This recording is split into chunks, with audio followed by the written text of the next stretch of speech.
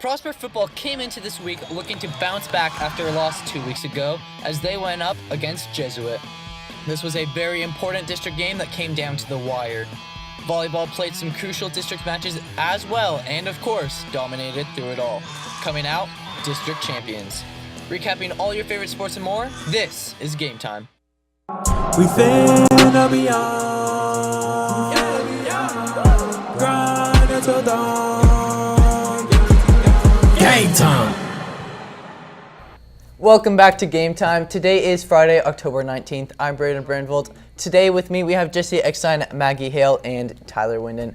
Let's get right into this, guys. Prosper Volleyball played a big game Tuesday against Plano West. What are your thoughts on that? Beating Plano West in 5 sets. They started down 2-1, but they were able to come back, never giving up. They were able to win and secured that district championship. Yeah. This is Prosper's first district championship in 6A, and I'm super excited to see what else is going to happen in the following year. Yeah, They're following hungry. down that They're road. hungry for Oh, another definitely. title. I think so. The Lady Eagles were undefeated in district play, so going into the playoffs, I think they're going to do fine. For sure. So speaking of volleyball, now we kick it over to highlights from the McKinney Boyd game and Plano West. In the PHS arena, the Lady Eagles beat the Broncos in 3 hard-fought sets. The defense led the team overall with Kylie Moat having 16 digs, Kayla Martin having 14 digs, and Morgan Monroe having 11 digs. Maddie Whitmire had 2 blocks along with Shaylee Shore and Audrey Pope. Sierra Heck topped off the game with 12 kills.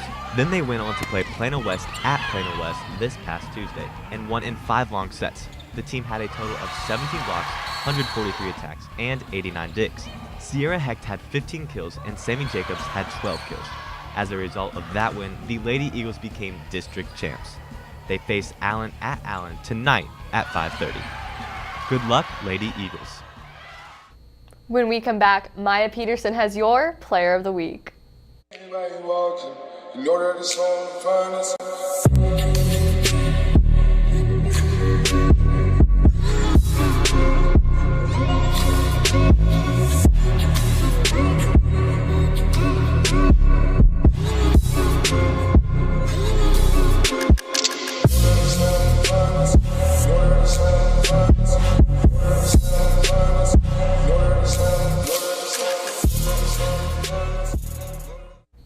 Now we send it over to Maya Peterson, who has your Player of the Week. I'm Maya Peterson, and this week's Player of the Week is Cade York. If you're unaware of who this is, he was able to seal the game on Friday night against Jesuit with a field goal. So Cade, today I'm going to ask you a couple of questions, and we're going to see how many field goals you can get. All right, question number 1, how many sports do you play?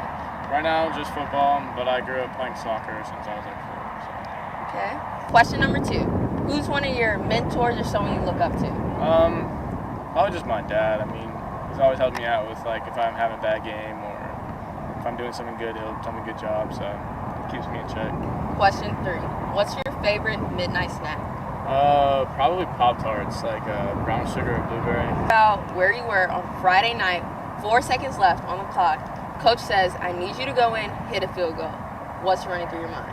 Well, as soon as the Jesuit scored that last touchdown, I kind of had a feeling it was going to come down to it. They didn't. As soon as I saw them putting down the 19, I was like, just stay clean, just watch the ball, and just put it through.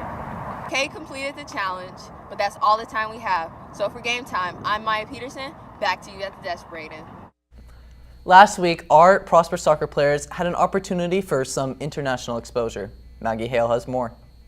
I'm standing here in front of the PHS MPF where the women's Jamaican soccer team has just arrived. Our Prosper Lady Eagles soccer team was given the opportunity to practice with the pros. We're going to give you a behind-the-scenes look of what happens. Let's go check it out. What do you hope to learn from these players?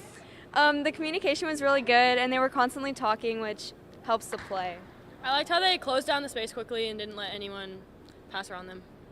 Their speed of play, how fast they move the ball. What are you as a coach hoping your players will learn from this experience? Well, you know, some of these girls that we're out here playing are top caliber professional players. So anytime girls can come out and watch somebody practice and train at that level is going to only help them as players. And what do you hope you as a coach learn from this experience? As a coach, I mean, it's always our job to continue learning. And if I can come out here and watch international level coaches run sessions, I mean, that's a big bonus for me. How do you think this will help your motivation in the upcoming season? it'll show us what we could be if we play up to that level. As a coach, what is your mindset going into this game? Well, it's a very important game. It's an opportunity for Jamaica to qualify for the World Cup. Playing against the #1 ranked team in the world, the United States, is a tough task. We don't fear them, but we respect them. We know they're pretty good, so we're going to have to go in there with the mindset that when we get our opportunities, we're going to have to take them. Okay. What do you hope your team is thinking while they're going into this game? They're very, very positive. They're upbeat, and they're looking forward to the game tomorrow. It's going to be a packed stadium. It's going to be a good atmosphere, and it's a good game for football.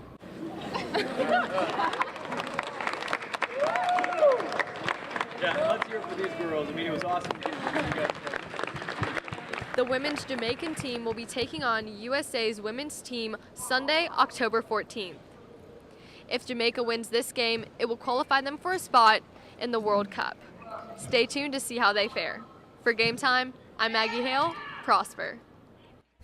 Thank you, Maggie. When we come back, we'll have highlights for you from last week's football game. Student council elections will be taking place this Thursday and Friday. Please contact Mr. Jatan to participate in the junior ring ceremony. If you have not yet received your picture proofs or student IDs, please pick them up from Ms. Hamlin. Contact Ms. Rutherford to participate in a unique event during Red Ribbon Week. Collin College will be hosting a FAFSA night on October 25th from 6:30 to 8:30 p.m. at their Frisco Campus Conference Center. Now we're going to kick it to highlights from last week's football game. Eagles were back in action in the Eagles' Nest on Friday after their bye week with a matchup against Jesuit. The Jesuit defense had no answer to running back Wayne Anderson, who had a field day on the ground as he racked up 231 yards on the night. Quarterback Keegan Shoemaker led the way for the Eagle offense with a touchdown to wide receiver Justin Clark, one rushing touchdown, and a touchdown pass to Devin Haskins. Shoemaker was involved in all 3 of the Eagles' touchdowns Friday night, bringing his total on the season to 12 and accounted for 21 of the Eagles' points and leading them against the Jesuit defense. The defense stepped up on Friday night, holding Jesuit to 7 points in the first half and stopping Jesuit's comeback attempt thanks to multiple big plays from Jack Peterson and an interception from Logan Nelson.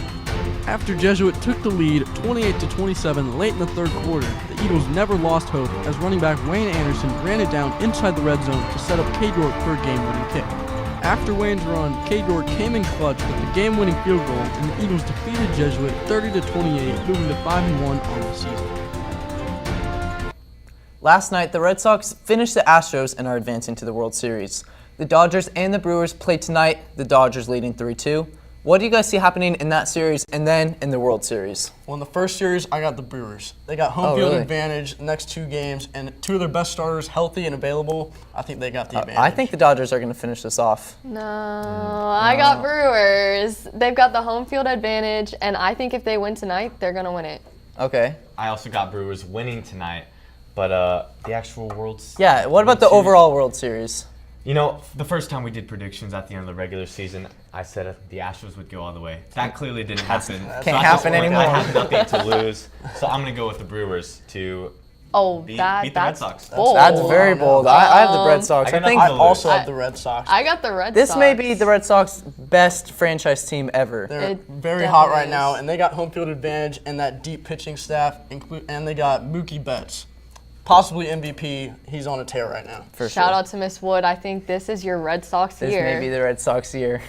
Unfortunately, that's all the time we have for you today. Stay tuned next week as we will show the highlights from last night's football game.